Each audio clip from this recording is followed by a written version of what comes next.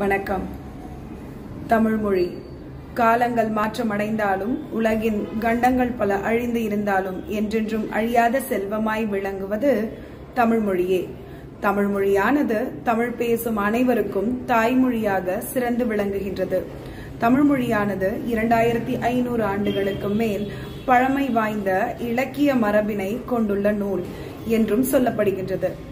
தமிழ் என்னும் சொல்லின் பொருளுக்கு இனிமை, எளிமை, நீர்மை என்று பல பொருட்கள் உள்ளன. தமிழ் மொழியானது இந்தியாவில் மட்டுமல்லாமல் இலங்கை, சிங்கப்பூர் போன்ற நாடுகளிலும் ஆட்சி மொழியாகவும் பேசப்படும் சிறந்த மொழியாக உள்ளது. ஆகவே இத்தகைய சிறப்பு வாய்ந்த தமிழ் மொழியின் சிறப்புகளை எங்களுடன் சேர்ந்து நீங்களும் அறிந்து கொள்ள வாருங்கள். நன்றி.